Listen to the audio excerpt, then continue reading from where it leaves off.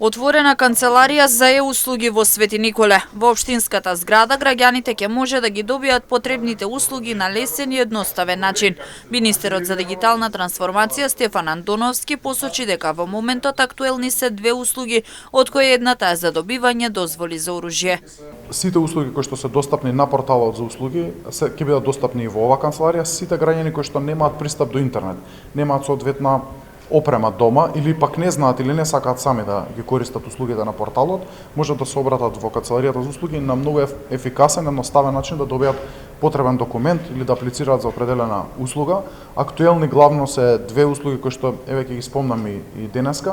Едната е аплицирањето за дозволите за оружје, кое што знам дека ловџиите многу ја препознаа, знам дека Свети Николе е таков регион каде што имаме доста ловни друштва.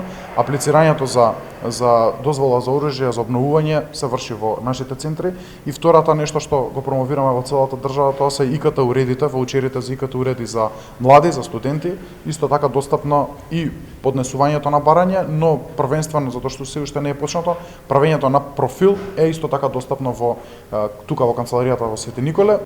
Вакви центри се очекува да бидат отворени во речиси сите градови, а до крајот на летото ќе бидат отворени уште 3. На овој начин ќе им се помогне на граѓаните лесно и едноставно да ги добијат потребните услуги.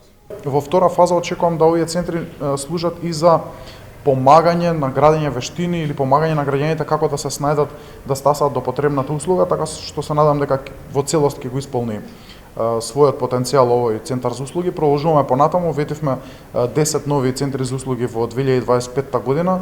Мислам дека таа бројка ќе успееме да ја стасаме, во најава ни се уште 3 до крајот на летото, така што се надам дека ќе имаме успешност и многу ми е драго што и помалите градови сами пројавија интерес да центрите за услуги бидат присутни и во нивниот град и ние ќе направиме максимум да бидеме присутни во секое место каде што за тоа има интерес. Освен најактуелните две, во канцеларијата во Свети Николе може да се вадат документи од типот на М1 и М2 образци од Агенцијата за вработување, државјанство, листа за стаж и слично. Канцеларијата за услуги во општина Свети Николе ќе работи од 7 часот и 30 минути до 15 часот и 30 минути секој работен ден.